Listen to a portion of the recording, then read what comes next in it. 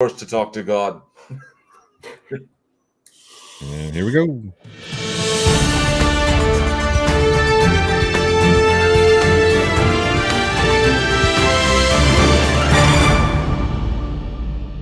That's so pretentious of me, that intro. Oh, man, it's very pretentious. How's everybody doing? We are here to have some fun. I've got some of my good buddies in the room with me. We have FOEHAMMER335 and JL Warren. Say good evening or good morning or good whatever. Good whatever. Good evening. We are here to have a debate. This is going to be a more formal debate than most are used to. A debate. Oh, Debate. shit. I wasn't told anything about this. The way we're going to work it. There's a script? What the Fuck. I got to go then. No, Darth Dawkins, there's no script. Ooh, I felt that in my joeys. All right. So as we all see, obviously, that the topic tonight is going to be on gun control. So each debater has submitted 3 questions. They will ask 3 questions. They will be answered. The format's going to be, we're going to have 10 minutes to present our opening arguments. And then we're going to the question and answer section where each one will ask a question. The answer will have 3 minutes to answer the question, and then we'll have a minute and a half to rebut, and then a 1 minute redirect. And after that, we'll get into a question and answer open discussion type portion. If you have questions in the chat, just tag me. You don't have to super chat because this is a free channel, but if you do super chat, I do appreciate it. Absolutely do appreciate it. But again, at the plot hole with your questions, I'll do the best that I can to get all of them into the stream, and let's see what we're going to do. All right, now who's going to go first? I'd like to lodge a formal complaint that the moderator is biased because he ends every stream with finger guns. I don't think this plays well to my side. You know, I didn't even think about that. So here's the thing. I know this is a hot topic for everybody, and this can be very sensitive for a lot of people. So we're going to do the best we can to keep this as light as we can. There are going to be, I'm sure, some very sensitive subjects brought up in this debate.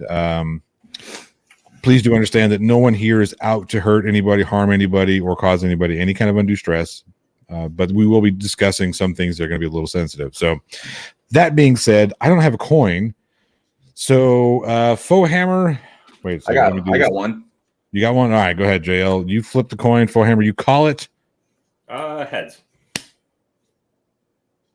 That would be heads. All right. So you have the option to go first, or you can defer. I will defer. All right. JL, let me get the timer up. 1 second. 1 second. If I can find it. That's what she said. As the actress said to the bishop. All right. JL Warren, you have 10 minutes when you start. Floor is yours.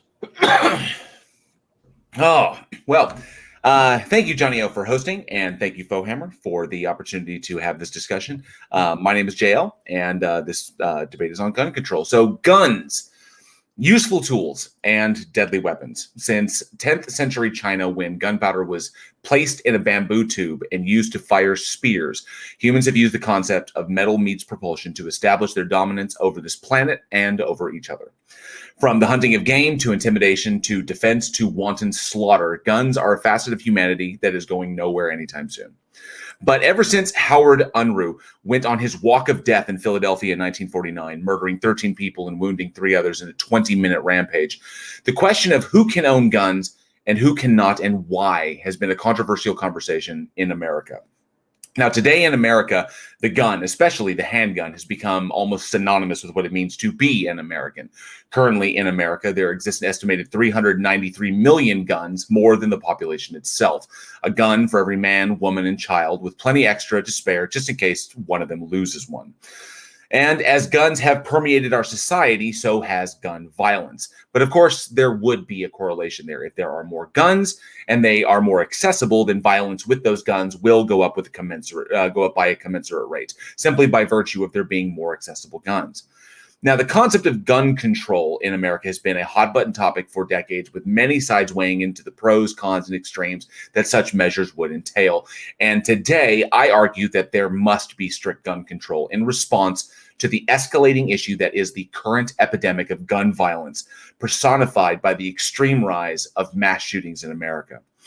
I posit that mass shootings are not a rights issue, but a health issue, as the violent death of an individual as a result of these actions has been shown to have lasting ramifications on a wide variety of social areas, including overall happiness and health, the economy itself, increasing crime rates, and child development. Statistics show that strict gun control does result in a reduction of gun violence across the board. The worst of gun violence, mass shootings, has been shown to be virtually eliminated in the wake of strict control measures, as demonstrated in countries that have placed strict limits on gun ownership, including Australia, the UK, China, and dozens of others. I argue that with an amending of the Second Amendment to reflect the society of today, with strict state and federal background checks, state and federal databasing, psychological clearances, mandatory wait times, distribution control, including the elimination of private selling, no question buyback programs, mandatory training hours, mandatory annual recertification, and select bans on specific weaponry, we can eliminate virtually all of the spontaneous gun violence in this country. While some may see these measures that I have put forward as extreme, I argue that we are at a point of critical mass, that the average of a mass shooting a day is unacceptable, that the health issue caused by this mass death via personal firearms has become untenable, and that working towards eliminating this will ultimately result in a positive gain for the American society. We must put the health and safety of our future population ahead of capitalistic gains and nearly 300-year-old reasoning. Until we are willing to do this, though, we cannot claim to be outraged by the next school, church, nightclub, or work shooting, when the response to this should have always been putting our health over our feelings. Thank you very much.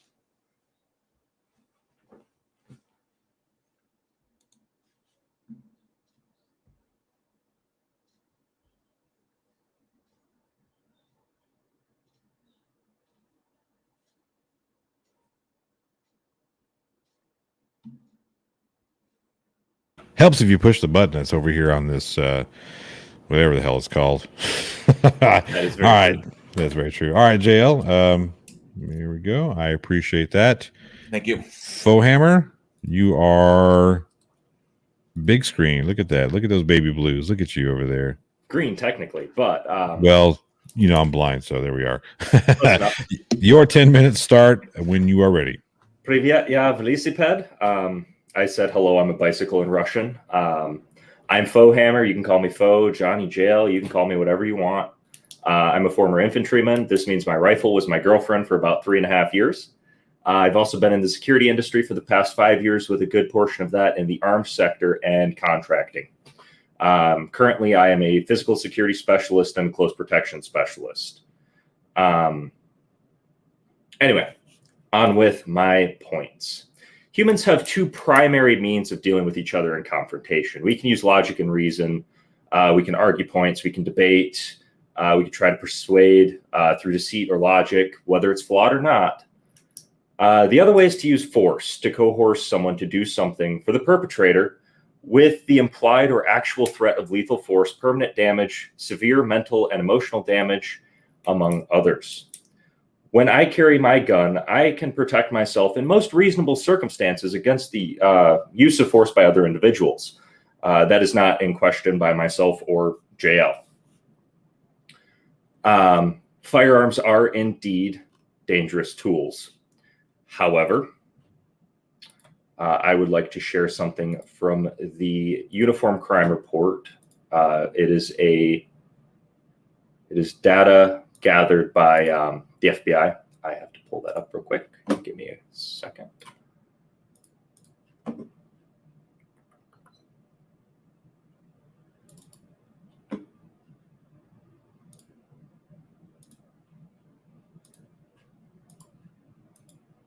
As we can see here, crimes throughout the past 20 years committed with any form of weapon, not just firearms, has dropped significantly specifically from 1992, which was when the Brady firearm ban was introduced, or around that area.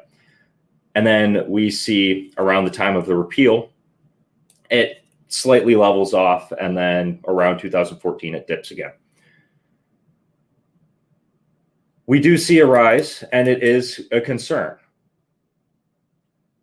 However, it is not as bad as it once was. This is a sure sign that firearms and gun control is not as big of an issue as it was in the 90s.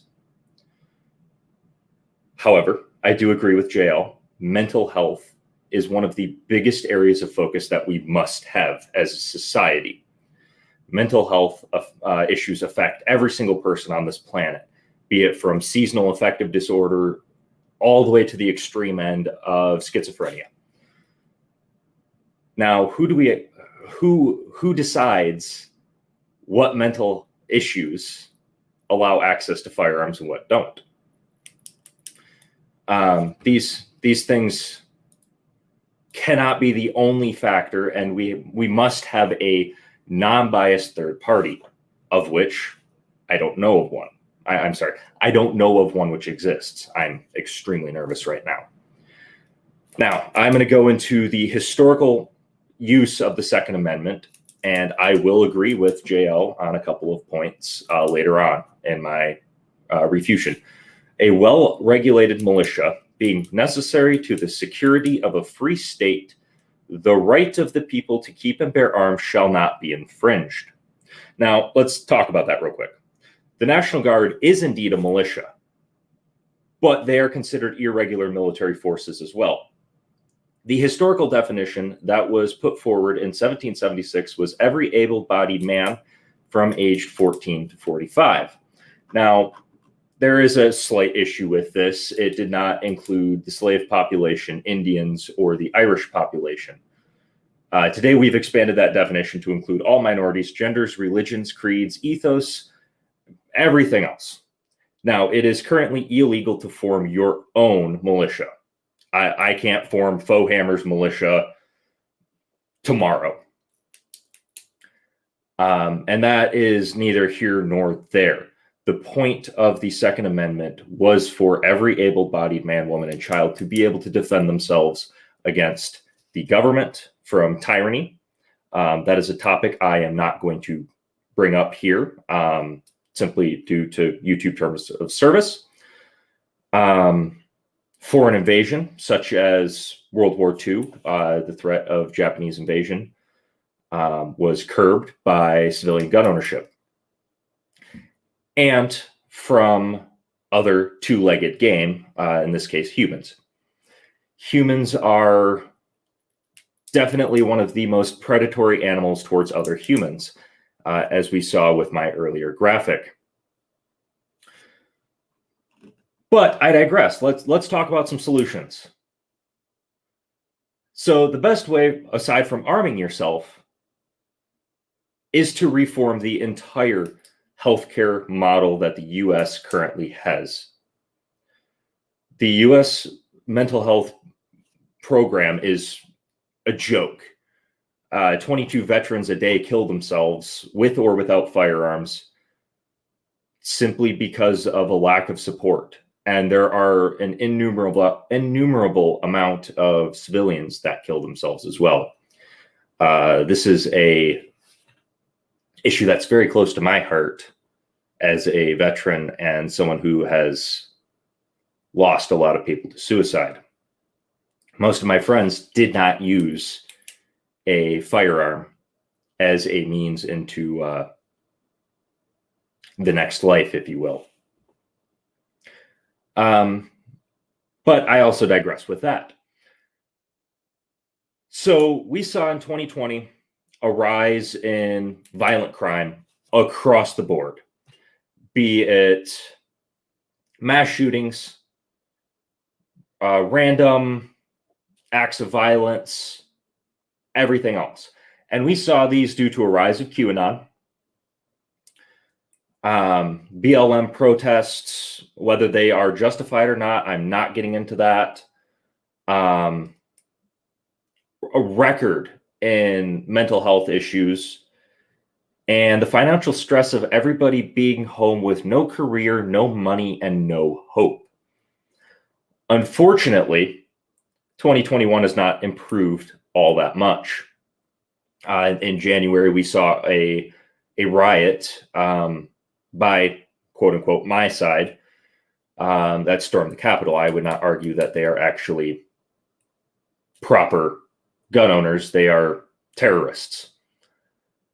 Most of this can still be chalked up to a failed healthcare system in the U.S. Let's move on to a little bit of law enforcement shootings, wrongful shootings and wrongful deaths. That comes down to simply lack of training. Because we don't have the funding to train our police officers well enough. I would also say that training needs to be higher for anybody who decides that they want to carry a gun in public. We do see a correlation between how much someone has been trained to the likelihood of them drawing their gun and pulling the trigger. So I'm going to share my screen again in just a second. I have to pull this up. This is a current ruling of just ATF laws.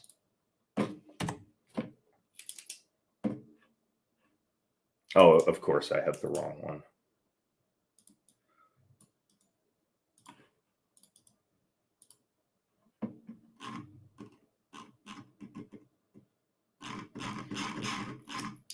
Okay. I'm going to switch topics then, because I do not have a list of all of the ATF rulings that are currently on the books. There's quite a few. And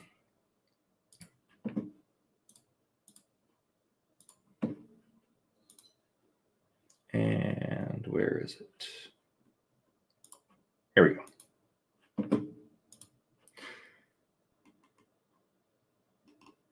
So starting with the National Firearms Act of 1934, I have 30 seconds left. I'll make this quick. It made machine guns, suppressors, short-barreled rifles, short-barreled shotguns, etc.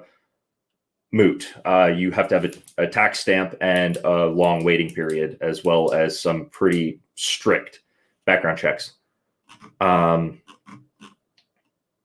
Then we have the Gun Control Act of 1968, licensing of manufacturers and whatnot. All of these things already. All right, that is your time. Real quick, we have a couple of super chats that have come in for both the panelists. Is gun violence more prevalent, or could we say we are more aware? I tell you what, I will table that, and we'll come back to that one here in the open discussion portion. We are going to get into the question and answer. I'll leave that there. All right, cool. So let me get this. Seeing as how FOEHAMMER, you defer to JL, would you like to ask the first question or answer the first question? I will answer the first question. All right. And are you reading them or are we reading them? JL will ask his question, and you have 3 minutes from when he is finished asking to get your response. So JL, if you will. All right. Let me make sure you are not muted. Boom. All right, so I have just real quick, wanted to let everybody know that if you have questions for the panel, please make sure to at the plot hole, make sure you tag me in them. You don't have to super chat again, this free channel. So just at the plot hole with your question. I'll do the best that I can to get to all those questions at the end of the evening. Awesome. All right, so my first question. In light of the 147 mass shootings so far this year, including the Indianapolis FedEx mass shooting less than 36 hours ago and the events that took place in Austin just today, do you believe that the current standards of firearm control in this country, either at a state, federal, or both level, is adequate? If properly enforced, I absolutely believe that all federal, state, and local regulations are adequate. However, I believe that there are additional things that we can do, such as reform mental health.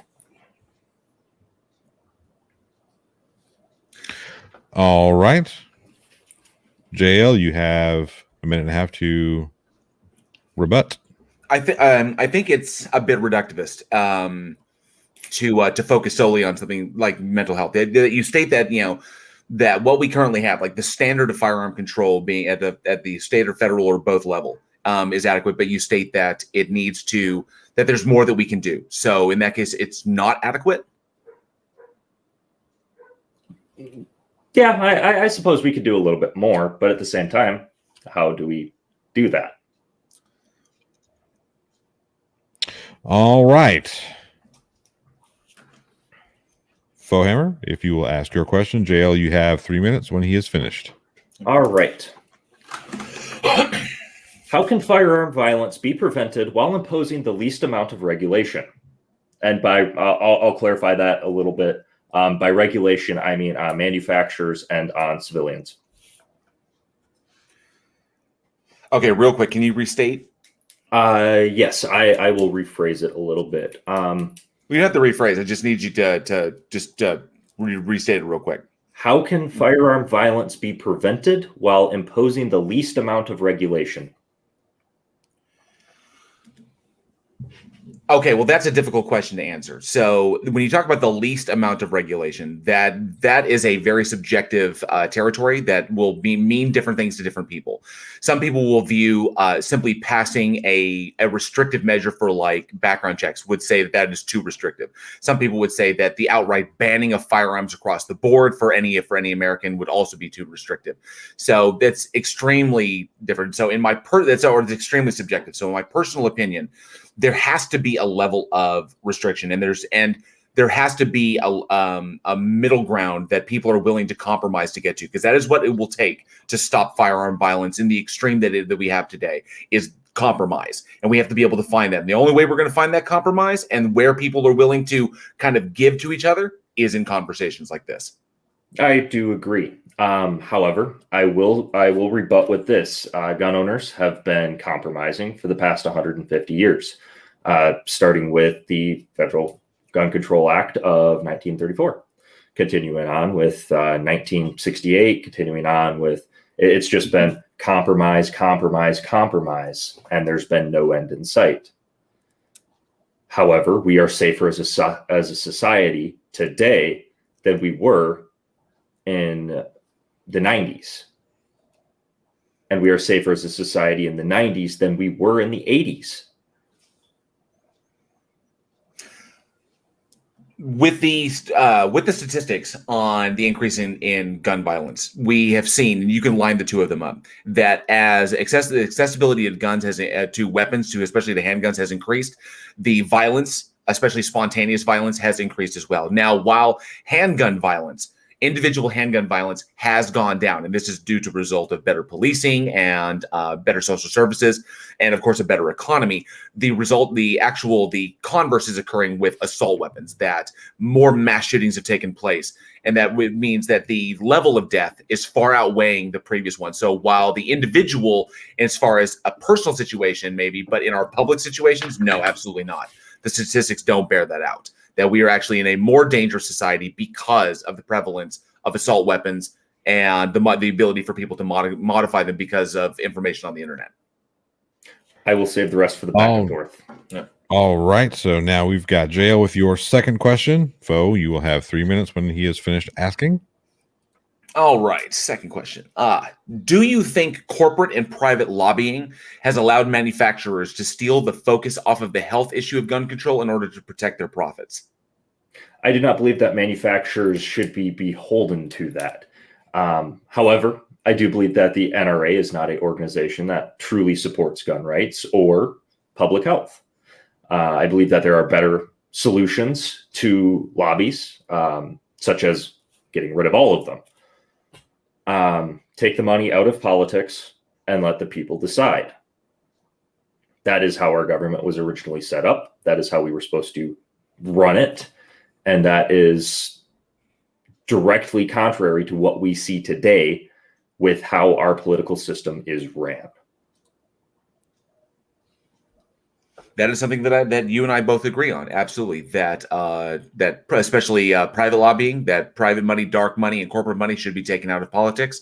I'm a big advocate of that, and I think that we would see massive conversations, massive changes in the conversation were we able to do this.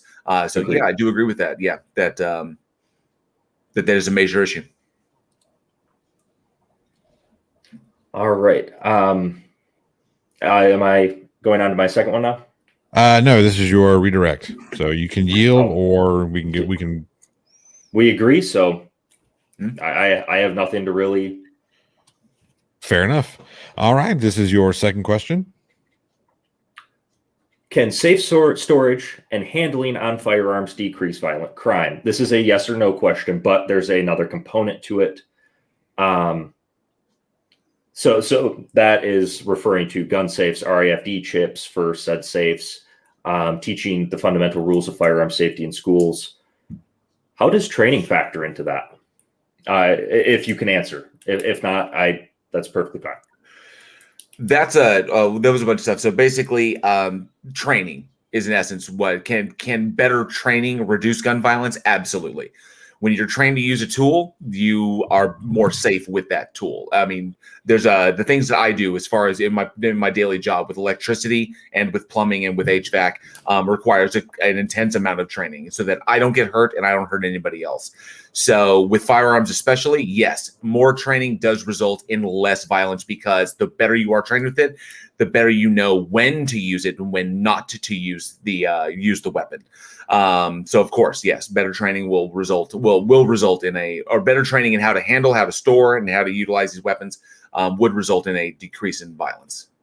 I did touch on that in my opening, in fact, and I think we do agree on that as well. So I would like to go back to my first part. Most mass shootings today are done by typically high school age students. And there are others that are not. Can safes reduce this proper handling of those safes as well? In the context of this, if the safe is in the family home, then I would have to say no, because if a child wants to gain access to something in the family home, they will gain access to something in the family home. Children are, I think anybody who is a parent understands that children are a bit more crafty than they anticipate, and that if a child wants access to something, they will eventually gain access to it. I broke into my father's liquor cabinet. I know people who have broken into stuff that, to try and get away with it, or if someone wants to find access to it, they will find a way to do it. I think the best example of this is in prison. If this idea was possible, if what you're proposing that, gun safes in homes would reduce this kind of violence, in prison, they're heavily structured, and yet we still have a black market trade within prison. I think that's the greatest example there, is that when people want to do something, they're going to get it. Or when they want something, they're going to get it. They're going to do something, they're going to do it if they're motivated enough. So no, I don't think it's too reductivist to aim it just down to that one thing. I think that it needs to be a much broader area to talk about other than just gun safes and storage. I do. Time. Dink, dink, dink. All right, JL, your final question. Yes. So, last one. How many lives need to be lost in a year to mass shootings for us as a society to start a legitimate re-examination of our current laws? Can you restate that again? Yeah. How many lives need to be lost in a year to mass shootings for us as a society to start a legitimate re-examination of our current laws? I believe that is a emotional argument, and it is not something that should be in a structured debate that is based on statistics and fact. However, I do agree that there is there's a issue with mass shootings, and there are ways to solve these. Such as, here's a simple one, not using the shooter's name, focusing on the victims instead. Every mass shooting is a tragedy. So don't focus on the person who committed it. Focus on the victims. we see that a lot of these mass shooters are trying to get fame and glory in whatever sadistic, fucked up way they can. And it just so happens that's the easiest way for them. It's the only way they can comprehend at that point. So I think that an easy way is just to stop talking about the shooters, push talking about the victims. Well, you are correct in that this is an emotional question. It is an emotional question, and the reason that I asked this question is because of the statistics. That the statistics in our mass shootings have increased from year to year since 2016. I only needed to go that far back. Okay. Even in 2020, we had more mass shootings than we did in 2019, even with the lockdowns. So there has to be a point where, as the numbers continue to rise every single year, at what point do we draw a line as a society? Because a line has to be drawn at some point. That's absolutely fair. And there's still other solutions other than taking firearms away from people who haven't done anything wrong, such as training security, such as myself. I'm a prime example of this. My job is to harden wherever I work and make it a unattractive and unappealing target. I'm willing to save the rest for the back and forth if you are, Jail. Okay. All right. FOEHAMMER, your last question, if you will. All right. How can early education increase safety later in life? So like grade school, middle school, high school. And why should we or why should we not encourage education on firearms, firearm safety, and firearms handling in our schools and at home?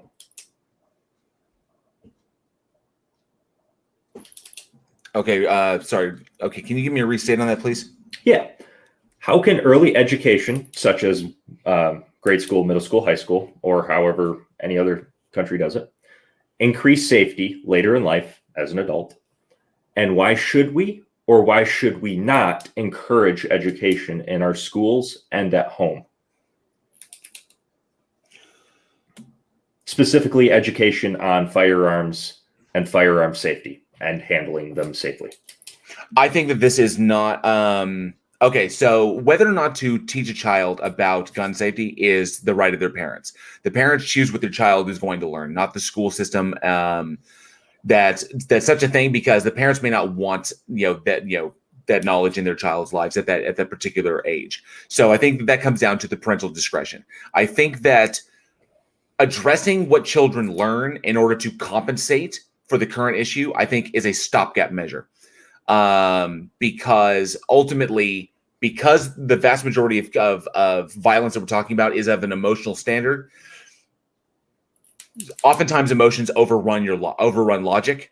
And in that case, we need to look at it from that perspective and not what you'll know. Yes, we can teach children about gun safety and we can train them better as young if parents choose to do so. And that may help to prevent future violence by giving them the training. But I don't think it's a solution to the overall problem. I think it's another reductivist point that we can focus on one little thing instead of focusing on the broad picture. That's fair. However, I disagree. We do see a lot of accidental deaths at the hands of children. Not spontaneous crime, no malicious intent, no intent to do destruction or harm, but one mistake leads to a child ripping its family apart, or injuring itself or its friends. And we did see a reduction in these events after the NRA Eddie the Eagle program was introduced. As much as I despise the NRA, they had one successful program and really one only, and that is the Eddie the Eagle program. So I would definitely disagree with you on that. It has changed the lives of many children who would otherwise be parentless or be dead.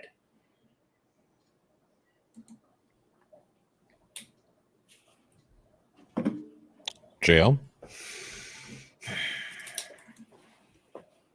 I still think it's a reductivist point. I think that training is a small fragment. I think it's focusing on too little of the problem, or too small of the solution to handle it's one facet of it. The conversation is larger. The short answer is yes, it will help for a very specific deal for this one small facet of it. But I think it could be expanded to the larger conversation, to all the points, because it's a multifaceted conversation. I absolutely agree. Not trying to interrupt you or anything whatsoever, Jail. No, that's good. Actually, that takes us into the open discussion portion. We'll give ourselves, we'll say 30 minutes. We're going to have a back and forth, and we're going to start by addressing some of the comments and questions in and from the chat. Throw the Dwarf and sub to Globers and Goblins for $5 Aussie says Australia gun control works. It's all the proof you need. What do you have to say about that, Fo? Australia is a different country than the U.S. Its problems are different. Its people are different. And the issues that are faced by its citizens in day-to-day life are different than the average citizens in the U.S. Sorry. Such as MS-13, faced here by mostly the western part of the U.S., drug cartels, gangs. We really don't see a ton of that in Australia. Then again, Australia is 5 people and a kangaroo, so. All right. Nerd Angle for 20 Americans says, for both of the panelists, is gun violence more prevalent, or could we say we are more aware of it because of how interconnected we are with social media, scanner apps, etc.? News traveling further faster. Jail, do you want to take it first, or do you want me to? No, I would say both. That we are more aware of the issue because the issue is there. So, like I said before in my intro, like I've stated, with the increase of accessible guns, gun violence has increased at a commensurate rate. And because of our interconnectedness, because of the internet and instantaneous media, we are aware. We are simply aware of it. If the media wasn't there, the rise would still be there. So it would just be more localized to local papers stuff. But because of the internet, we're now aware of everything that goes on at all times. So no, the violence is there. We're simply aware of it. So both of them, I would say. I would say that we are more aware. We're more aware of overreaches by police. We're more aware of civilian shootings. We're more aware of what the weather is going to be. We have access to all of this information at our fingertips. This is something that we didn't have even in 2009. The progress we've made as a society is absolutely staggering, despite all of the hurdles that we face. I simply believe that there is more productive things to put the resources that we would put into gun control elsewhere. Really quick, Irish Demon for $2.99 Aussie says, this is really great, new and far improved modern day debate. Thank you very much. I appreciate that. All right. So let me get into some of the, did I miss the super chat? Let's see. Here we go. Let's see here. Road no last name had one. All right. The J&J vaccine was removed from the public because a few tens of people died. Apply the same thought process to high velocity lead poisoning. What do you have to say about that? Apply the same thought process to cars. Apply the same thought process to butcher knives. Apply the same process to 2x4s. I don't think that's appropriate to. I don't think that's a bad comparison. I think that's a false equivalency. Cars, butcher knives, whatever the 2x4s, whatever. The things that you brought up are not. I don't think it can even be compared to guns, because yes, a vaccine was removed from the public because a number of people died. Okay, but that's a vaccine being produced on a mass level, and we want to reduce the amount of people who die from this. If you try to compare, the deaths of the increasing level of deaths due to the things that you mentioned compared to gun violence, and not only that, not just because if I say like cigarettes, people have the right with cigarettes. I can smoke it, I can die, and whatever. But gun violence shows that it has a blast effect after the event, more so than cigarettes or alcohol or car accidents or any of these things when they take place. is that there is a tentacle effect out from that reaches into a vast array of social areas, simply because the conversation keeps coming up, and then there are ramifications for the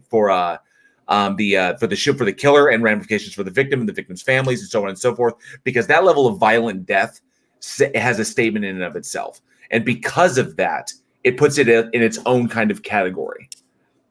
So that's why I think that trying to compare it to, like, oh, well, what about cars? What about alcohol? What about cigarettes? What about, whatever? No, I don't think the two are. I don't think it's two different playing fields that you're referring to. I would respectfully disagree.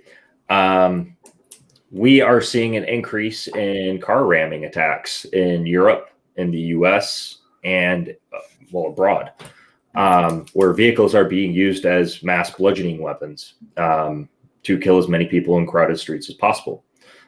With 2020, obviously, we saw a reduction of that because there were very few people on the streets, with the exception of riots, protests, what have you. However, I do not believe a car is a false equivalency, because a car is a deadly weapon in the wrong hands. Yes, a car can be a deadly weapon in the wrong hands, absolutely. But look at the numbers of these ramming attacks. How many occurred, and how many people died as a result of them? And regardless. Okay, you looking at the numbers themselves. No, the damage I can do with a car is far diminished. Is far smaller with than if I have an AR-15. And I hate to bring up the number. I know it's a hot button, say AR-15, but if I have an assault weapon in my hands. So I would like you to clarify on that. What is a assault weapon? Can you please provide me a citation on the definition of an assault weapon by the ATF? I apologize. I do apologize. I'm not going to get into what we define as assault weapons and semi-automatic weapons and what exactly constitutes an assault rifle. I believe that is a diversion. That is a distraction away. It does not matter. If the weapon can fire multiple rounds in seconds and end life like it doesn't matter. Okay, if I can convert my single shot pistol to a fully automatic, if I can take an AR-15 and turn it into a weapon of mass destruction, and the number of people killed in the mall shootings or Pulse nightclub or wherever, no. Trying to say what is an assault weapon, what should be like this? No, I believe that is a distraction away from the real issue. The real issue is that weapons being put into the finding their way into the hands of individuals who should not have them, because of the lack of restrictions on where those weapons are bought, who bought them, and how they kept them. That is the debate, not on what is an assault weapon, what is a rifle. I believe these are, in my opinion, that these are distractions. Distractions. Whether we use an AR-15, it's a hot button thing. No, team made a comment in the chat that the media does sensationalize shit. Yes, they sensationalize gun violence to a degree, and they find little hot button things. Oh, the AR-15. Oh, the bump stock. I get this. I understand this. But we're looking at the country as a whole. And the reason why... I'm sorry. Go ahead. Go free. Feel free. The reason why I ask is simply because I hear people throw around the term assault weapon, and it is simply a fear-mongering tactic. Nobody can define what it is. Nobody knows what it is. There is no such thing as an assault weapon as per the ATF. Let's get our facts right about what is being used, so we can have a more intelligent conversation. That's my only point. And I'm not saying you are unintelligent. I'm not saying that anybody who uses these terms are unintelligent. I'm simply saying that if you can't get a definition correct on something this nuanced, all right.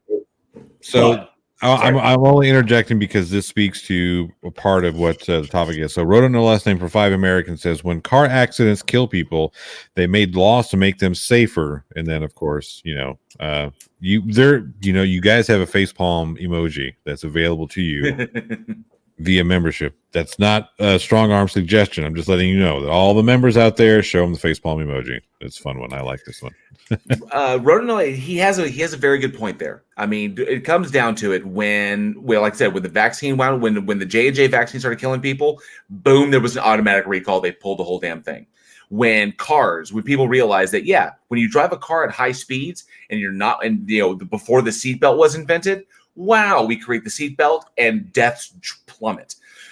Someone pointed out very, regardless of the little finite details you want to like this, there's one model that works, and it has worked across the board, and we can see that. It's like Australia. When their government was faced with the, oh God, I don't want to miss it, the Port Arthur shooter. Yeah, the Port Arthur mass shooting. When that event took place, their government said absolutely never again. And of course, it's not an elimination of all gun violence. But guess what? There has not been a mass shooting in Australia since. We can also look at the opposite with New Zealand. The government has recently recalled all AR-15s and other semi-automatic rifles, and most semi-automatic handguns. However, I think there was a grand total of 3 that were turned in, to the best of my knowledge. That is data from about... Yeah, but how many mass shootings? None. There you go. They may have initiated it like this, but I mean, if you want to talk about like demographics and size of the country and their economy is also extremely good. Yes, okay? I do agree. People do not live below the vast majority of people do not live below the poverty line in New Zealand. They have things pretty much under control, but then they are a small country. Okay, so the reality of it is that no mass shootings there. So we do know that's the biggest problem with this debate, is that there are so many factors that go. It's an economy factor. It is a demographics factor. It is a rural population versus urban population, gun density, all this stuff all factors into it. And of course, family history. Sometimes it's the family's history. Guns are part of their thing, and that's what they do. So we have to attack it from all sides, is what it is. So, but we look at the model. Do strict measures like they brought down in Australia, do they work? Do they work in the UK? Do they work in China? Do they work in Israel? Do they work, yes, the answer is yes, they do. Now, Israel combated it by, having having a 2-year commitment to the military for everybody. Everybody does 2 years in the military. That's a different state than ours. But that answers that training that training issue that you have, that you brought up, because it automatically ensures that individuals are trained with their firearms because they're all military ready. That's just part of their society. That's part of that country. I'm not going to say that, forced military service here in America is going to be a solution to anything, or, maybe it will be. But we do know what models work and what models do not work. And the models in Australia, the models in the UK, China, and dozens of other countries that have these types of restrictions, they work. Because the ultimate end result is the stopping of the loss of human life. That is the thing. So we cannot be lost behind our biases, especially. And I'm sorry, Fo, I'm not trying to swing low, but I think that you are biased because of your military background and your security background. I think that does bias the conversation to your side a bit. That you have a view of firearms that the civilian populace does not encompass. Yeah, I will agree with that. I apologize, Johnny. All you. No, really quick, because it speaks to the super chat that came in from Rob Parks for $5. Says, does JL have any studies to suggest that the solution he advocates would be effective? First super chat ever. Thank you very much. Happy to break that super chat cherry. And I believe that JL has indirectly answered this question. But JL, if you better exemplify the point, if you have some studies, I think that would be great. Pretty much all you have to do, I wanted to avoid throwing up graphs, and it was up because the vast majority of our audience are inundated with graphs every single freaking day, and people can throw up graphs, and graphs can be questioned, or where did the graph come from, like this. I wanted to speak to particular issues and things that you directly can look up, and you can directly look up. One of the biggest issues in this country is a mass shooting every single day. And the only study that you need to look up is what stops mass shootings in the countries who stop those mass shootings with strict gun controls. Now, in my intro, I actually stated 10 things that we need to do as a part of this conversation, 10 different things across the board that all hit it in multiple directions. So yes, we've seen that in practice. Each one of these things can have a reduction in a particular area, but we need to do them all. Unfortunately, too many people find them to be too extreme. All right, so Nerd Angle for 10 Americans says, from the Raven, would the panelists be okay with allowing localities to appoint a psychiatrist who must do a mental health evaluation with every license issuance and after, say, 5 years? FOEHAMMER, why don't you take this one here? This one seems to be a little bit more against your avenue. Well, no, like I said, myself and JL do agree on mental health checks. So I don't disagree with this in its entirety. It depends on what you mean by license. Do you mean firearm license? We don't have those currently, other than for a CPL or a pistol purchase permit here in Michigan. We're one of 6 states that has a handgun registry, and there has never been a single crime that has been solved using it other than a theft.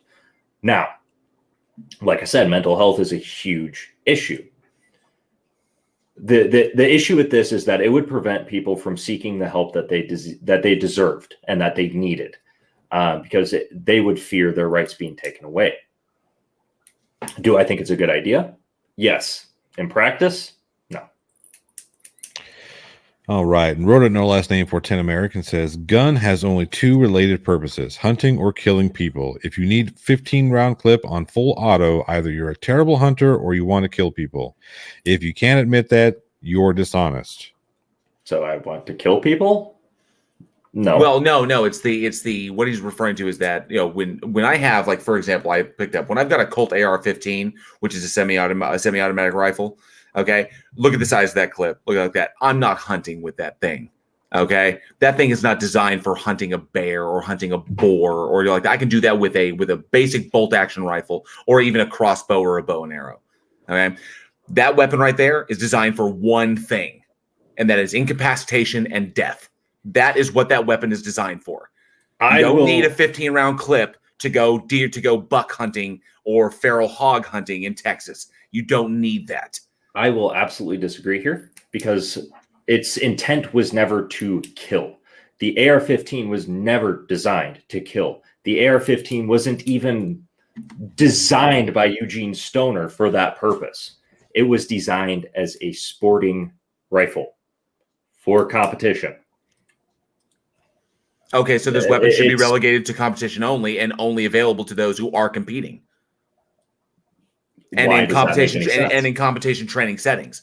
So in other words, if I want to train, I don't need the gun at my house. I can go to the place where I train and I can train there and then I can leave. That impedes my training, however. How does that impede your training? You simply go to a place and train. You're going to go there anyway to shoot the gun. The gun is just there waiting for you. Dry fire practice. You got to go to the range anyway. I'm not driving. Yeah, but you got to go to the range. You got to go to the range. You got to go to the range anyway, right? You can't fire them within city. You can't fire them within city limits. Let's roll this back a little bit. We're starting to talk over each other a little bit, so let's be a little more respectful of each other. Well, there are rules to the discharging of firearms within city limits, depending upon the city that you're in. So there are designated areas that are zoned for that very thing. So you're going to end up going to the place anyway, right? In order to either train, compete, do whatever. You're going to be going to, okay, so why aren't the weapons just there? So my first part of this is that one, it impedes my training. Dry fire practice. Do you know what dry fire practice is? I'm not trying to trap or make you look any less intelligent. Do you know what dry fire practice is? I'm imagining that it's training with no bullets. Yes, that is absolutely correct. Yes. You remove the magazine, remove the ammunition from the room typically that you're in, and you rack the firearm and you pull the trigger, and you do that to attempt in an attempt to train with the weapon without actually firing it. And it is a very effective method for competitors. I believe 9 out of the past 10 gold medal Olympists have done dry fire training, and that is something that works for them. So it does impede training for that, but it is also now a tactical rifle. So my AR-15 is a viable option for self-defense, but that is not what it's intended for. Okay, so but I mean, you're talking about like what percentage of the population actively competes in stuff like this? Like what percent? Like literally, I'm going to hazard that it's probably less than 1% of 1%. that actively compete in shoot that actively compete at that level? Let me find a statistic on that because I do not have that currently prepared. Like how many people are Olympic level shooting, like Olympic level shooters, compared to the? I mean, we'll just say because that's a global thing. Olympics is global. Okay, people come from all over. So if we want to reduce it down to the United States, like how many competitive shooters are there in comparison to the population of the United States? So I hesitate to enter this, but are we getting into a little bit of a semantical argument here? I think so on both sides, on mine and on Jail's, I believe. Okay. I think it may be. I think the issue should be is like going back to what Roden said. Roden no less name said. Okay, so a shotgun, okay, a basic your basic double barrel shotgun, or your basic single barrel shotgun, whatever like that, or your hunting rifles, your bolt action rifle, your Winchester, whatever, crossbows, bow and arrows. These are hunting implements. Yes, okay.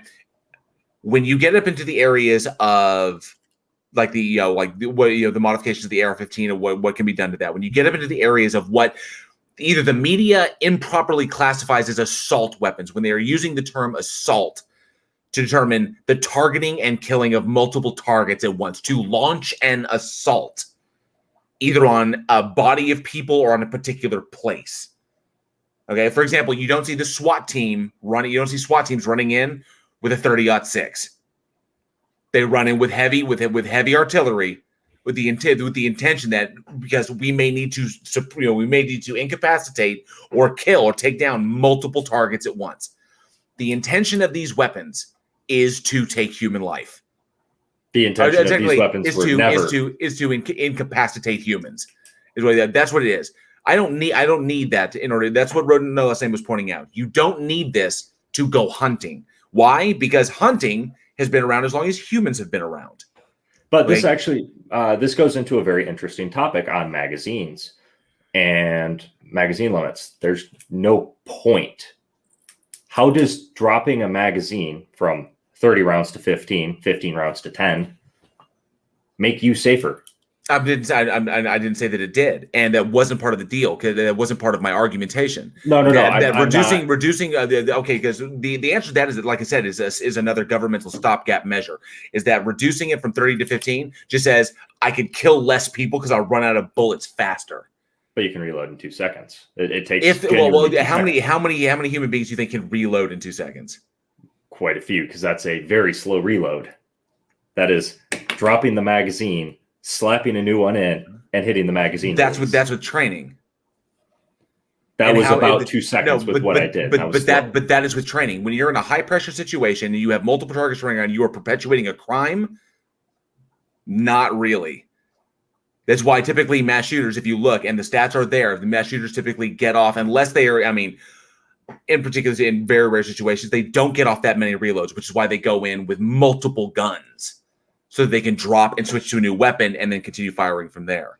But by the way, that is also another distraction. Magazine size and the amount of the number of people that I could potentially kill, depending upon how fast I can reload or how many bullets I can carry in my incapacity. These are all distractions to it. This is all why are they necessary? That's the question. Why does anyone need it other than special weapons and tactics and the military themselves? Why don't I? Self-defense, for one. Self-defense against who? But individual violent crime has dropped precipitously because of an increase in policing and an increase in the economy. The odds of you actually getting into an altercation with somebody and needing to and requiring a weapon to defend yourself have dropped so low that you're more likely to be hit by a falling tree than someone breaking into your home and you need to defend yourself with a weapon. I should have been hit by a falling tree then. That is, I mean, it comes down to it. Literally, it comes down to it. The odds are that low. I have needed an AR-15 to defend my house. Did I have to pull the trigger? No, but I did need it. So we're talking multiple attackers, assault on precinct 13 situation where you got people coming in the windows, people coming in the doors, assaulting you from all angles, and you need to take a rear position or take a position in the back in order to defend from multiple targets. Right? That's what was going down. No, it was So that one you can target. cover this, so that your spread can cover that much area in that short amount of time. There is a statistic on a law enforcement officer who will carry 145 rounds of ammunition. Why does he need 145 rounds of ammunition? Because he fired 144 off in an altercation and failed to stop a target while maintaining a higher than average hit ratio on said target. With his service weapon or with a with rifle? his 9mm handgun. Okay, that's 9mm handgun, and 9mm handgun is not an AR-15. He then switched to his AR-15. Got under his car because he had 3 rounds left in his magazine and 1 in the chamber for a total of 6 rounds left. And on the last one, he stopped his attacker. So you tell me, so the situation that you're citing here is an officer of the law. Yes. Had over 140 rounds of 9mm ammunition on him. In his failed vehicle, to yes. stop a target with all of this ammo. Yes. Whipped out his rifle, which he Yes. had the whole time. In the trunk. Got yes. into a rifle shooting position underneath the car, covered, protected, No. and finally shot the dude. Okay, I'm trying to hit somebody underneath the car, especially in a moving firefight. That's, come on. But, right, really but then quick, finally got into it and was able to take him down with the rifle. Why didn't he just utilize the rifle at first instead of blowing 144 rounds of ammunition? We're getting into another semantical argument, or we're getting into another argument that really doesn't have an answer. The issue with this is there is a lot of semantical arguments instead of focusing on solutions on both ends. Well, so here's a question from the chat, and Chad, I promise I want to go in order as I receive them, but this one seems to be really pertinent. Mute Donkey says, what is Foe defending himself against that he needed 30 rounds? Did he need an AR-15, or would another weapon have worked? Do you need a Lamborghini when you can buy no. Come on now. I'm sorry. So, while yes, another firearm would have worked, it is the firearm I had available and I was comfortable with. I am comfortable with an AR-15 due to my military service. I carry an AR-15 every once in a while when I'm at work. I carry these things because of what I do. I am more comfortable with my AR-15 than I am with my Glock 19 or my SIG P320. So, while yes, another firearm could have worked, it would not have worked as well for me. All right, so we're going to get into some of these questions here. This is from John Rapp. It says, at the plot hole, how big is FOEHAMMER's gun? I don't think he's talking about your service pistol. Well, I think the average is 3 times your thumb length. It only takes 3.5 God inches to please a woman. Oh, jeez. Let's see here. Before we go any further, I need to state this. I respect J.L. Warren very much. Even though we're on opposite sides of a debate, I believe that this sort of debate is needed in our community. We need to see more of this sort of discourse. I don't think you felt slighted by me so far, JL. I haven't felt slighted by you. It's a far cry from flat Earth debates. So thank you, John. Oh, yeah. They appreciate it, Johnny. Yeah. Right, absolutely.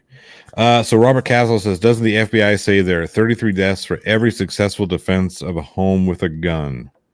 I don't have the stats there. Foe, do you still have that? Yes, I have the overall demographics of. Oh, let me display this. Sean 137. Okay, there we go. He's got a point. Sure, just bust out the National Guard across the front lawn. Yep. Are you sharing your yes. evidence? Okay. So this is the Uniform Crime Report by the FBI. This is specifically 2019. They do not have their information for 2020 correlated and uploaded quite yet. So as we can see, this breaks down victim circumstances, relationships, murder weapons, the sex, the race, the ethnicity, the age of the victims and the offenders. And here it states all of the demographics of the victims. So what the victims were doing, more or less.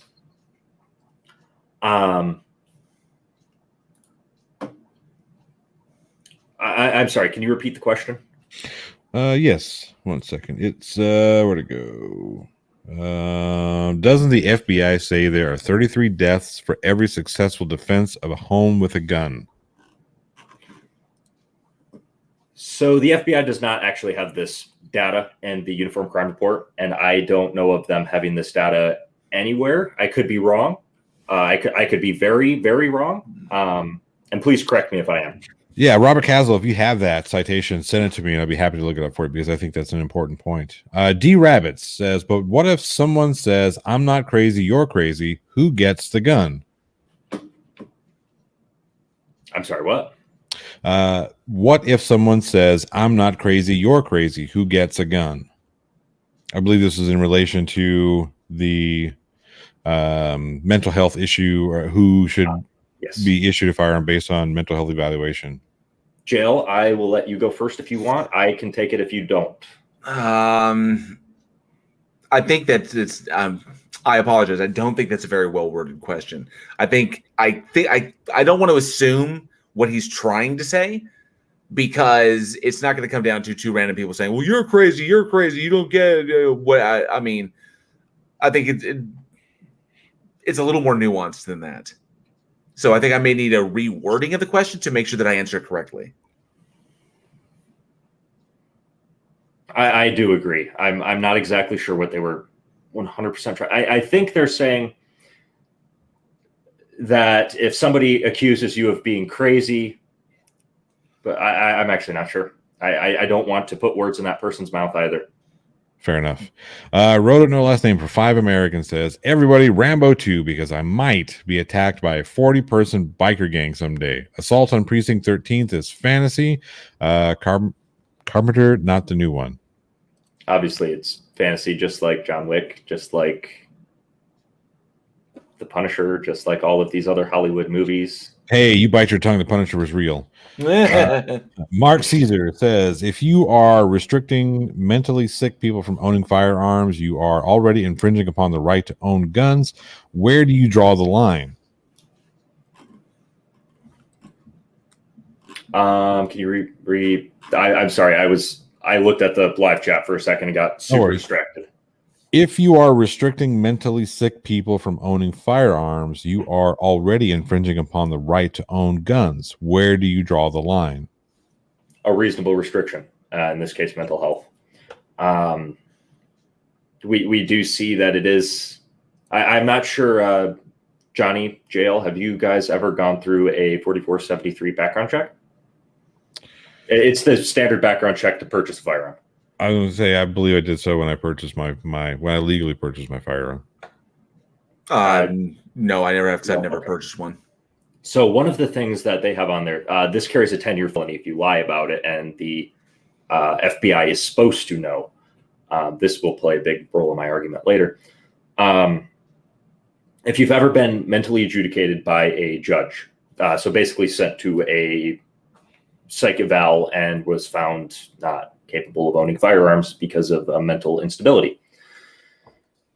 The FBI is supposed to have that data. The issue is not with the FBI. The issue is not with NCIS, NICS, instant background checks. The issue is with law enforcement agencies not reporting the crimes that are happening in their local areas to the proper authorities, in this case, the FBI.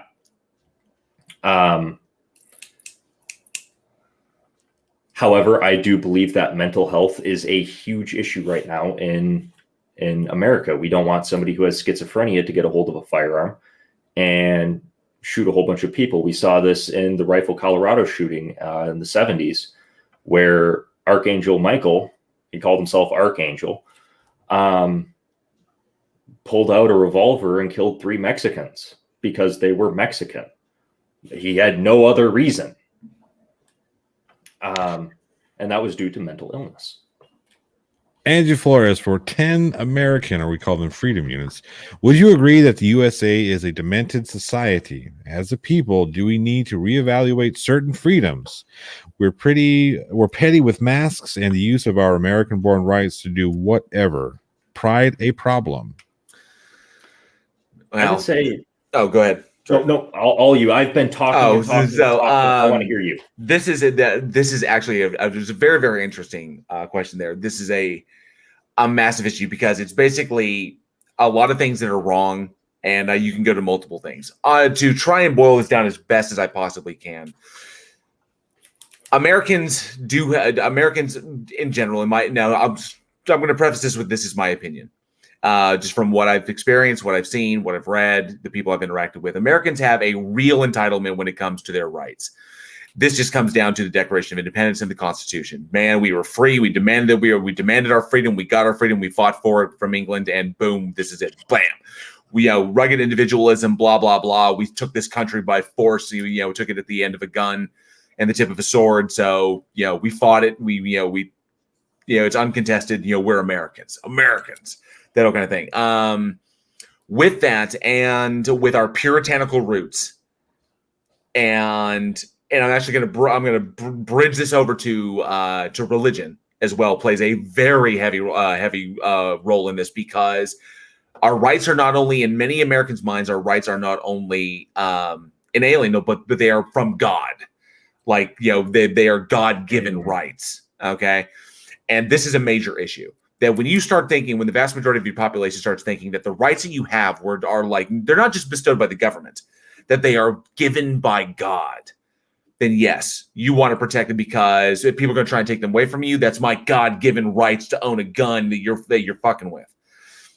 This is why it's so difficult. It's my God-given right to breathe free air. This is why I won't wear a mask. So ultimately it's a lack of education and it's ignorance and intolerance that leads to these things. And I know that there's many solutions. Are we now to address the first part of that? Are we what did she say? Demented society. A demented society? I wouldn't go that far. Are we a entitled fucking society? Yes, to the point of, I would say almost to a fault. But I would say we're demented as of yet. Yeah, we haven't fallen that far. Yeah. I'll respond a little bit too, if you want to, Johnny. I tell you what, we'll give you this one, and then we're going to try and do the back and forth a little bit. So if the question is open for whoever, then if it's specific at one person, we'll let that one person answer, and then we'll try and bounce back and forth because there are a lot of questions that I'm going to get through. But go ahead. That's fair. I am biased. Like Johnny said, because of my military service and the rights. So it's hard for me to say that we aren't a proud society because I'm very proud of my military service. I'm very proud about what I did for the country of the United States. And but I don't think we're demented. I do agree with Johnny, but there is one thing he said that I need to address.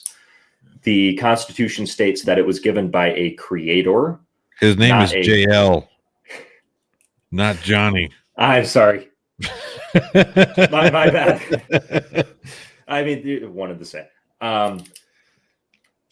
They weren't necessarily referring to a specific deity. They were simply referring to something outside of the government, and that was their point. But I know exactly what you mean, and I agree with you on that point wholeheartedly. Yeah, that's that magical thinking leading to stupid, irrational beliefs leading to irrational behaviors. That's what that boils down to. Yep. Wrote no last name for 5 freedom units. Says FOEHAMMER, if your child and 5 of the kids were killed by someone with a bow and arrow, would you argue for larger quiver limits? Subtle question. It's a little loaded, but it's an extremely loaded question. Well, as loaded as your AR. Not quite, because my AR is 30, not 5. Woo! Oh, geez. I'm sorry, I had to do that. So while there's because of the tragedy that I would have personally experienced, my trauma would have changed exactly how I see things.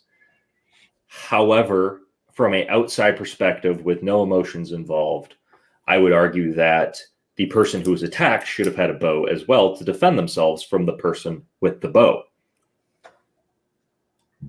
Fair. Rob Parks for 5 Freedom says, please stop using mental health as a scapegoat in the argument for either side. This reduces folks like me to my disease. All right. Thank you for that super chat. Let's see here. I think that deserves recognition. And I wanted to do my best to try and not make mental health the major issue here, because the media certainly does. And I think they do to a despicable degree, that that ultimately the least ignorant of our population will start looking at the mentally ill as, when are they going to pop off? And that's wrong. And that's absolutely fucking wrong. Okay, that's disgusting in my eyes. I mean, but that's what the media plays off of. Mental health is a part of the discussion. Yes, and needs to be handled, obviously, as I would say, with as equal importance as all of the other things, all the other stuff that I brought up. Okay, in the things that we need to do to help attack this problem. That mental health is as important an issue as redefining the Second Amendment, or explaining it better with another amendment. So yeah, I did my best. If I spent too much time on it, or if it seemed like I was targeting it, I do apologize. It was not my intention.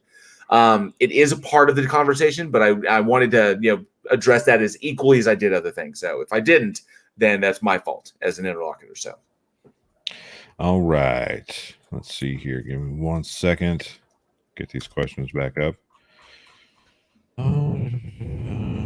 D Rabbit says, at the plot hole, so Johnny O, when are you moving to Canada? I could adopt you and your whole family, That would be fun. I think Canada is a very beautiful place. 3 Ron says, for JL, there are 20,000 gun laws on the books in the U.S. How is more gun control laws going to stop people from ignoring more laws? That's actually that one. Yeah, that's actually excellent. And it's not about putting more laws in. It's about looking at what we have and restructuring what we have. So if we have 20,000 gun laws, that means that we are simply throwing shit at the wall to see what sticks with no regard as to what came before it. It's because so many years go between and different lawmakers are there. They just keep trying to throw stuff at. No, take what we have, break it all down, find what works, and apply those things. Rewrite what we currently have. Don't keep throwing shit at the wall to see what sticks. May I address this really quick as well? Because I absolutely agree with Johnny on this point. 10 seconds. And his name is still JL. Dang it. I'm going to do that every time. You can call me Irish Demon. So can you tell me what this is, besides an AR? What is the classification of this rifle, this firearm? I already said it. So. Oh, I'm sorry. I missed it. Oh, am I not sharing? I should be sharing it. Okay. Oh, there we are. Do you know JL, Johnny? Either of you guys? That looks like it's classified as a handgun because of the barrel length. Nope, that is classified as a short-barreled rifle. Now, so well, given that, I was like, because with it's semi-automatic, I'm assuming. Yes, it's an AR-15. That, and it's got a detachable magazine, pistol grip. Did that have a vertical forward grip? No, I think we're getting too much into gunpoint. No, but these are some of the things that define what the things that I guess jurisdictions look at to define what kind of weapon it is. My second picture is up. I have this picture to illustrate how fucked up our laws. What classification is this firearm? Handgun. It is indeed a handgun. I knew it was one of these, right? Is that because of the grip? No, it is because of the pistol brace. If you can see my cursor on it. The thing at the rear. I think my. Oh, okay. There you go. I tilt my screen a little bit so I can get a better look at it. The thing at the rear is meant to rest against your arm, not get shouldered. However, you can. That is the only thing that separates these two firearms. One is a rifle that is a short-barreled rifle. It has a barrel under 16 inches, and one is a pistol because it has a pistol brace and it's under 26 inches overall length. From muzzle to overall operating. Gotcha. Road no last name for 5 American says, FOEHAMMER, if same counter weapons are your argument, do you support open carry fat boy nuke launchers? There are gray areas. I do agree that there are gray areas. However, I am all for civilians who are of sound mind and body to own every single firearm that a military can in certain circumstances, such as reforming of militia. And militia is technically the National Guard, but not really. They're state standardized militia with very poor training indeed. But one, nuke launchers don't exist, and two, trying to impose something like that in a debate like this isn't exactly a valid comparison. And the George said, it's argumentum ad absurdum. It's taking it to its most extreme point, and it is valid. He's basically saying that at its most extreme level, should everybody have nuclear weapons? Yeah, and well, obviously no, but at the same time, in certain circumstances, there's an exception for everything. No, I don't think any human being on this planet needs a nuclear weapon. Elon Musk to nuke Mars. I'd heard this mentioned before. I actually have right. We're moving. Okay. Well, sorry. What about Trump nuking hurricanes? Nope. I mean, come on. Nope. Not every person needs a nuclear Don't weapon. make me do it. Don't make me do it. I will. Mute Donkey says at FOEHAMMER335. Well, actually, the government was set up for the rich, white, land-owning males got to decide what was right. I absolutely agree with this. Like I said in my opener, militias were considered all able-bodied men specifically, males, of age 14 to 45, and it did not include the slave population, which is predominantly black, women, or the Irish population, or Native Americans. Non-landowners. Yeah. And non-landowners, correct. However, we have modernized and changed our system to the point where we include these minorities now. We don't say, hey, you are, I don't know a good way to make this comparison without it being offensive to somebody, and I apologize. So I'm going to kind of say this, but I'm also going to state that I don't believe this. It is a ridiculous statement to say.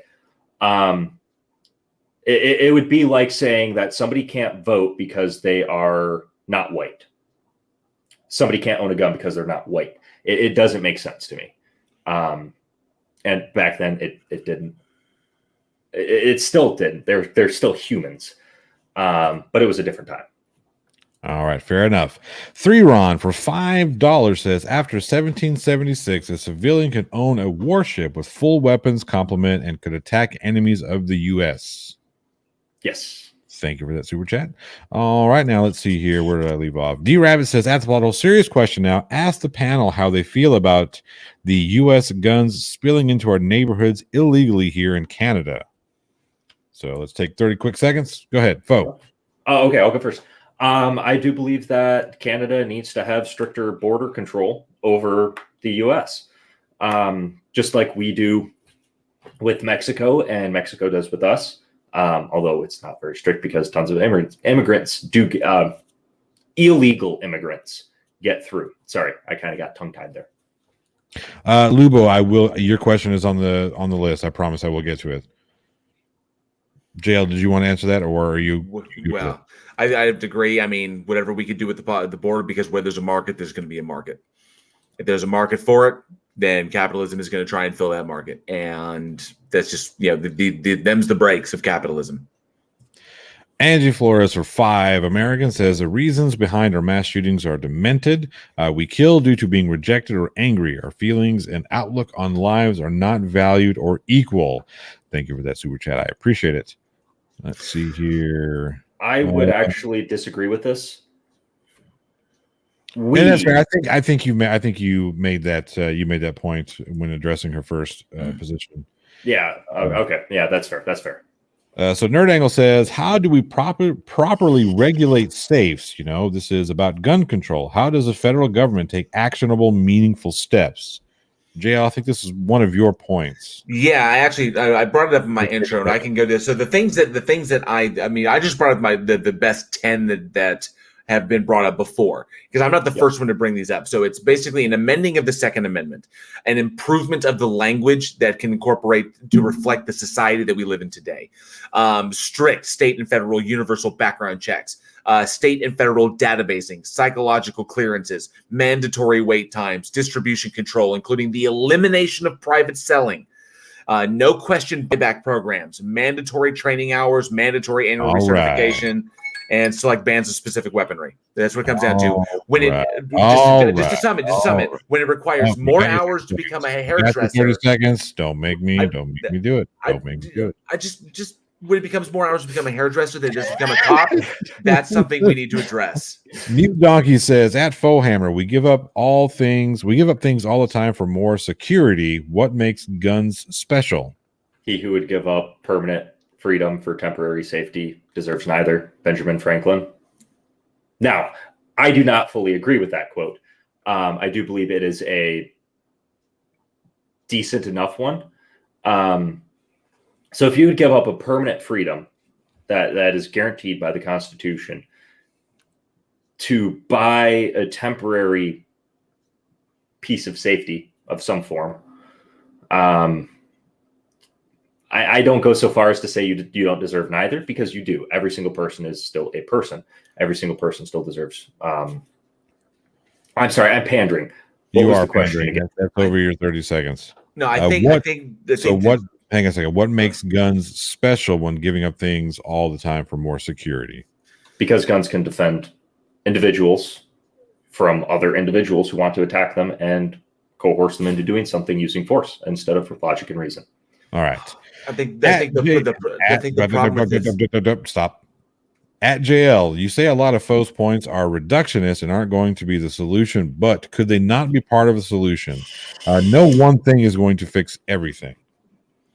Correct. No one thing is going to fix everything. I stated that before. I think that focusing on individual things, on just one little thing, I think is reductivist. I think that helps to segue away from the issue to say this is a hot button, let's target this, instead of looking at the entire picture, which we as a populace have a real problem of doing. Like, we'll focus on one little thing instead of the grand picture, which is why we have the highest defense in the world, and our infrastructure is completely falling apart. All right, stop it, stupid machina. See, Rodent no last name for 5 Americans says, what would your criteria to limit ownership of personal artillery or personal constructed nuclear bombs? How does that apply to certain mass throwers? So I think that this is another argument ad absurdum, but I will respond to it. In certain circumstances, like I've already stated, such as creating a militia, I do believe that the militia should be armed to an equal standard as the U.S. government. Not necessarily to fight the U.S. government, but as a means of national security and defense. All righty. Thank you. All right. So this is more of a comment. Commander Darklight says, at the plot hole, FOE is incorrect about the gang situation here in Australia. I would be curious to get some statistics on that, Commander Darklight. And I apologize if I am. Oh, no. We're not always going to be correct. That's why I'm here. Nerd Angle says, at the plot hole, but what is the reasonable, actionable things the Fed could do starting tomorrow? I think that's a really good question. JL, what do you think? 30 seconds. Actionable things that the federal government could do tomorrow: increase levels of communication between the state and the government itself. That would be that databasing, state and federal databasings that are actually cohesive. Communication. That's number one. That's a really good answer, actually. Absolutely agree. So Nerd Angle again says, so far we all agree stop lobbying because the lobbying isn't helping, but what else? Is that enough? No, stopping lobbying is one part of it, and I think goes into all the things that I tacked, that I addressed earlier in my intro. But stopping lobbying will definitely help. Money out of politics, boom, that's a big win. I absolutely agree. guys are just so nice to each other. Well, I have nothing mean to say to JL. I do have a couple gigs that I'm gonna try to poke him with later. There we go. The Logical Hillbilly says, how much of the problem lies with the condition of society, such as poverty and the hopelessness and depression of a lot of people feel due to their inability to better their situation? I believe that is a issue with the U.S. as a whole, and something that does need to be addressed. Absolutely. It's not so simple as just fixing it. We have to figure out a solution. And how do we figure out a solution to a problem that's never been solved? That's fair. All right. Let's see here. PhD Tony, that's a very good point, and I would argue that all day, every day. Let me get back here. Let's see. Commander Darklight says you can't sneak a car into a crowded classroom. Another comment. DKG Custom. Well, DKG Custom says a terrorist will find any method to cause death. Are you comparing terrorists to every gun-owning America FOEHAMMER? No, not every gun-owning American. However, every criminal that wishes to take life and abuse other people for their own gain and profit, yes, that is a form. This is my opinion. I personally believe it is a form of terrorism. All right. D Rabbit says, at the plot hole, you guys need help, but unfortunately, you mainly listen to yourselves. Sadly, I would tend to agree that we could use a little bit of outside opinion on this one here. John Rapp says, question, should we at least ban guns in space, on Moon, and Mars? Actually, I do not believe so. Firearms have a huge potential for furthering scientific research on the moon, orbital trajectories, and the like by the study of ballistics. From what I understand of early rockets, they were inspired by early firearms and cannons and the like. I'm talking about rockets that were back in the 1700s era. They were propelled in similar fashion. All right. So Thor Rasmussen says guns, weapons should only be used to get food. And in this time and age, we got the supermarket for that. We ought to make it work in peace and harmony. Well, now we're just sounding like a bunch of hippies. I'm kidding. I'm totally kidding. Just need a couple doobies. There we go. Wrote a no last name for 5. American says, at minimum, would treating gun laws like driver's license solve a lot of problems. A criminal could still steal a car and run it into a crowd. Joe, or do you want me to? I would say no. They need to be treated more stricter than. At minimum, like driver's license, but I think they should be treated in more stricter fashion. Just because the capacity for death far outweighs that of a car. Excuse me. That's fair. All right, let's see here. We've got Rob Park says, does FOEHAMMER support firearm licensing akin to driver's licenses? For concealed carry and carrying firearms in public, absolutely. Just to purchase one, no. All right. At Nerd Angle says, why is the AR-15 so scary? Because the media has sensationalized it. Absolutely. All right, that was an easy one. Yeah. I got to address this real quick. Weapons on Mars, weapons on the moon, like this. For scientific purposes, I think they can be utilized. Just different environments. I think that that metal means propulsion is an excellent scientific. Has many scientific uses. I mean, it just works. Should civilians have them on the moon, on Mars? No. I think that we can treat Mars, we can treat the moon, we could treat extrasolar planets like Antarctica. I do believe that this goes to another point about STEM, and it also what are they building the habitats out of? Are they bullet resistant? If not, that's a pretty bad idea. All right. Nerd Angle again says tactical rifle. Okay, what if JL meant tactical rifles instead of assault rifles? That's one thing I could have used assault because it's kind of the hot button term and it's floating around everybody's heads. When I what I really meant was tactical. I'll own that. I think that's just we're inundated with assault rifle, assault weapons at all times. I think it probably slipped in, but I will attempt to refine my nomenclature. That was my point earlier as well. I wasn't trying to attack you with that. Yeah. That's okay. Attack away. Oh, damn it. Missed the button. Okay, let's see here. I am missing one. Where'd it go? Where'd it go? I know I have it.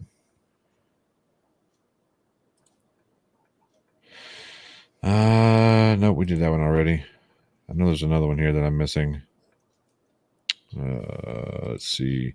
What would your criteria to limit ownership? This is from Roden, no last name again for 5. It says, what would your criteria to limit ownership of personal artillery or personal construction nuclear bombs? How does that apply to certain mass throwers? I believe I addressed that one already. Yeah, you already asked that one. Did I already ask that one? That's my mistake then. Let's see. Let me grab this one really quick, and then we all can't be as perfect as JL is. JL's perfect. Jab. Damn. All right, I apologize. Far from it. My beard grows in unevenly. Well, at least you have one. You do have a beardsman that does not have a beard. This is true. We do. It's not that he doesn't have a beard. It's that he's his beard is the same color as his skin. All right. Where to go? Commander Darklight says, ask Foe what AR stands for. Armalite rifle. There we are. Skydiver Tanner says, at the plot hole, what is so bad about federal licensing and closing loopholes that makes it easy for many people to obtain a gun without registration? I believe that Tanner is specifically referring to the gun hole loophole, the gun show loophole, which does not exist. If you purchase a firearm from a gun show, you must go through a 4473 background check because it's from an FFL. That's not correct. I can say that as a person living in Texas, I can tell you that is absolutely incorrect. That is a state thing. Then it's going to say it is. That's the thing. That's why it's a loophole, because it's not universal. And I apologize. Shouldn't be arguing this one here, but I do have to correct that. Absolutely correct in correcting me there. Because here in the state of Texas, if you're the loophole here is if you don't if your primary business isn't selling firearms, right? So an individual like myself could go to a gun show and sell all the firearms that I can carry as long as my main business isn't making money from firearm sales. Yeah, that's fair. And there are other things like individual transfers of firearms, which do not require background checks. Right. Exactly. But if you ban an individual transfer of firearms, and I go to the range with my friend cannot touch my firearm. He cannot shoot it. That is a transfer of ownership. And something that's that strict, it just... These are the things that we have to accept in order to work. I mean, the language that we use is old and out of date. We need to update that language, and we have to remember that when the language that governs the initial languages of this came into play, it was hundreds. It was a couple hundred years ago. The country did not look like what it does now. Things have got to be updated for the time, and there is a level of strict measure that we have to accept. I'm not saying sacrifice all freedom for safety. I'm saying that what he considered safe and free then, Ben Franklin did, is not what is free and safe today. Oh, I absolutely agree. Yeah. That was what I was trying to say. Yeah, there's an pandering, and when I was saying, "Oh, we have 13 colonies, and this is what it is," and you're like, "No, now we have 330 some odd million people in a vast melting pot of what our nation has become." So, no, I think the language needs to be severely updated. So three Ron for 5 American says there is no gun show loophole. The same laws exist in a gun show as outside the gun show, and again, I think we've demonstrated that. That's not entirely the case. I do appreciate the super chat. There is something I want to address right now. PhD Tony says that it is a straw man argument, what I just did, and absolutely is not. By federal regulation, if I hand my friend my firearm, it is a transference. I am legally giving him possession of my firearm in perpetuity. Now, the assumption is that I get it back. It is not a straw man argument. It is federal law. All right. So Lubo in China says, at JL Warren, at the plot hole, at FOEHAMMER. Question: if you could remove 99% of the crime, would you give up guns and install street surveillance on every street? Yes. No, because deer's delicious. Yes, because that's not surveillance in my home. That's surveillance in the street, and the street is not my property. The state can surveil its own property any way it wants. Non-hunting firearms, absolutely. Well, it's just removing 90% of the crime. Yeah. What I'm saying is firearms. Would you give up guns? Would you give up guns and install street surveillance? So that was part of the question. Yeah. Oh yeah. Guns that aren't for like. Would I keep my sporting rifle? Absolutely, because I compete with it. So we've got one yes, and we've got one with conditions. Fair enough. D Rabbit says, the plot hole: I can defend myself with a 22 caliber handgun. Why a 7.62 semi-auto? 22 is simply unreliable to defend oneself. I think that comes down to personal opinion. There's statistics that show that it has a higher one-stop shot than 45 or 9mm. However, there's also the same statistics that state that there is a higher chance of somebody being killed after they've been shot with 22 than with 9mm or 45 or similar calibers. Lubo in China, I am not neutral in this. I am moderating. I am neutral in this. I believe that both these guys are probably a little closer in opinion than most think. And the George said, at the plot hole, for both, whatever your opinions on the subject, there are people who laugh at the idea of having this discussion. What would you say to the people who would say this convo is theater? Regardless of what you believe or not on this, it is a vital conversation to have, regardless of your beliefs, even if it is just to reaffirm them or to challenge them.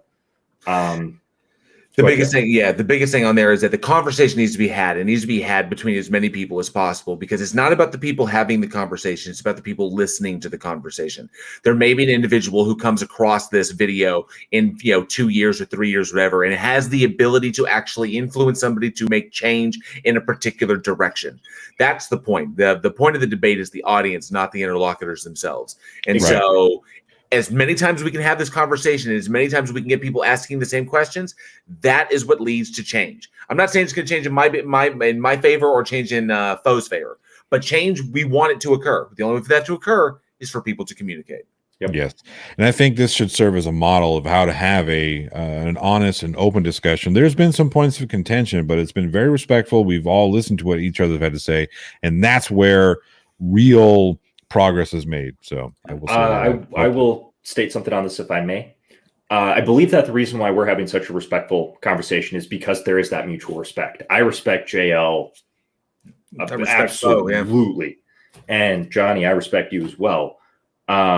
But we're also respect each other. We're trying to take emotion out of this as much as and that's a good point, is to remove the emotion. I mean, it's not necessarily wrong to have an emotional response to some of the things that cause this conversation, but it would be good to try as best we can to logic this one to death. Say hashtag team JL. He's winning this debate. They're really up to the audience to decide. Yeah. James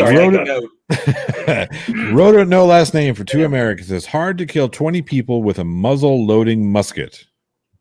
I think he's referring to that commercial that aired in California. Yep. The guy walks into his office with a muzzle loading, and he shoots one person and then has to stop. And like that, while everybody's running around, and then everybody runs away, only kills one person. And it's like, that was then, this is now. So times have changed. Yeah. Ida Martinez says, at the plot hole, some people would not have guns, like some people should not be parents. It's the person that should know whether or not they shouldn't. Okay, licensing parents, that's another conversation. That's a conversation that I think we would enjoy. Yeah, I don't know if personal responsibility, I think, is important. I think we should definitely teach personal responsibility. Lubo in China, at JL Warren, at the plot hole. How many more people killed at mass shootings have to die to change your mind, FOEHAMMER? There is no set number. It's not that's an argument from emotion. Purely, it is a logical fallacy, and it is no offense, Johnny, it is a plot hole. Hey, Hey, let's be here. I see what you did there. I think I've got. Okay, so this is the last question in the chat so far. FOEHAMMER335: is it illegal to go even 1 mile per hour over the posted speed limit? Yes. Do you really think? Do you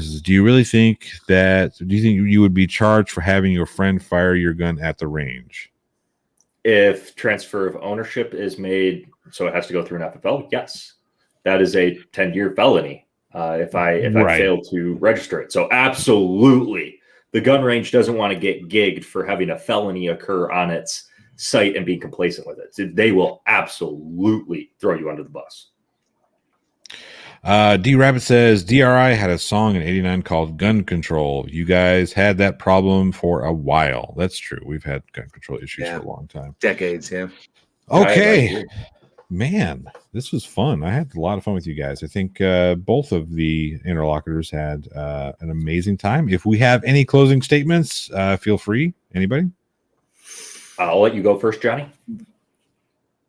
His fucking name is JL. It's whatever I want it to be right now. Just call me whatever you want. Just call me whatever. Just don't call me late for dinner. I think it's been a good conversation and a good conversation. I deeply respect FOEHAMMER not only for the wealth of knowledge that he has regarding firearms, but also his service. Even though I do think it biases him a little bit in the conversation. But because he comes from a level of expertise and a level of professionalism that the vast majority of the population does not have. Ultimately, I think that we both agree that this is a wide-ranging conversation that covers many, many topics and cannot be solved by addressing simply one.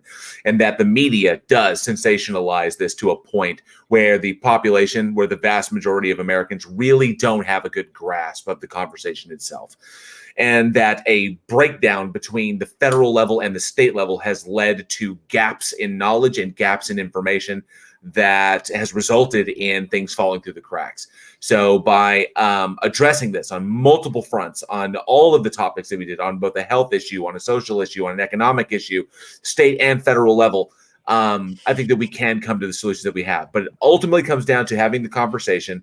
And I think the first major step as far as change comes is in addressing the language that we base our freedoms on. That the Constitution is a good thing, but we need to go back and start looking at it from this perspective. We repealed prohibition when we realized it was fucking stupid. Let's go forward and start making the changes we need today. D Rabbit says, at the plot hole, jail, remember, spin 3 times around the bed counterclockwise because ghosts, you know. That actually brings up a good point. All right. I'm going to get my poke in now. FOEHAMMER? I do believe it spooks. I do believe it spooks. I do. So the first thing I want to do is jab jail a little bit. Whichever one you are. You're both great. It's 2 letters. Two letters. Yeah. They're not even that far apart. So the first thing that I would like to do is take JL. God damn it. Johnny L. Hang on a second. Where is it? Here's Sir Little Wolf. Rush hour moment. His name is Lee. God damn it. I would like to take JL on a ghost gun hunt when I'm in Texas. I think he would find that very, very enjoyable. But you said a ghost what hunt? A ghost gun hunt? Well, like shooting ghosts? No, you're going to be hunting for the ghosts of guns. You use Nerf guns to shoot the ghosts. I mean, that too. Okay. You ghost jail, ghost gun. I had to. It was too easy. I believe that our conversation was very good tonight between myself and JL. Johnny, you did an amazing job moderating. You stepped in when you needed to. There were a couple times we overtalked each other, but I think that was just to be expected with the nature of this debate. Jail brought up a ton of very valid points. He's also a much better debater than I am. So I hope I did a reasonable job at providing somewhat of a defense. I also haven't slept in the past 36 hours, so that might have something to do with me not being able to remember you guys. But thank you guys very much for coming out and watching this. Make sure that you go subscribe to JL's channel. Johnny O, obviously you're here, but still. And come watch me on The Swordsman with Little Wolf, Tanner, and Mute Donkey, and a couple others. I'm just going through some of these awesome comments in the side chat. I've been looking at it as well, yeah. You guys are amazing. Let's see here. Oh wait, there's one. Where? Damn it, I just missed it. Where did it go? Call me Mr. JL. They call me Miss. This is the best one. That's great. That's brilliant. Just don't cross the streams. All right. Rhoda No Last Name says, FOEHAMMER, do you want Judge Dredd? This is how we get block wars. I want Judge JL. Oh man. I don't. You know, my mother actually always thought I should have been a lawyer, like a lawyer, or gone into the legal system in some way. I am the law. I don't. Maybe when I was younger, maybe it's possible, but I'm way too jaded as a human being right now to have the impartiality to go into the legal system. Until we make some major changes at like a federal level, like getting money out of politics and shit like that. So we can't do things like buy Supreme Court justices and shit. Absolutely agree. I can see JL walking into a courtroom, just swinging it open, strutting in. I am here. All right. I want to thank both of the interlocutors today, JL Warren and FOEHAMMER335, for stepping up to have a much needed conversation that was very healthy, very honest. And so you guys are amazing. I appreciate that. I appreciate the chat for coming out and hanging out. I appreciate all the super chats and all the support that you guys have given me. You guys are amazing. I want to do more of these debates. So if you have somebody you want to debate in a moderated fashion, that's going to be an area that everybody's going to get to express their opinions in a respectful manner, let me know. I'd love to host it. These are fun.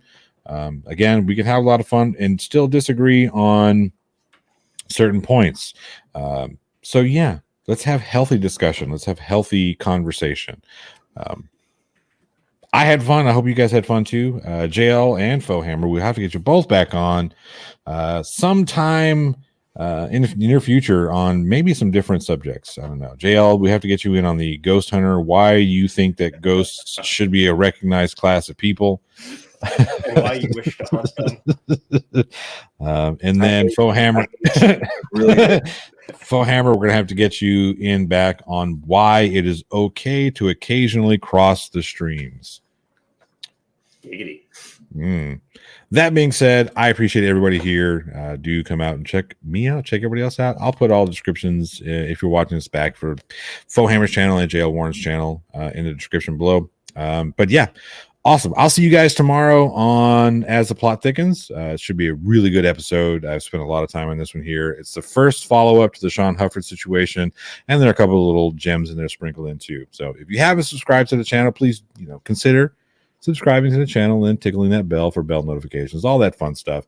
I appreciate everybody who's shown up today, and we are getting out of here. So, boom.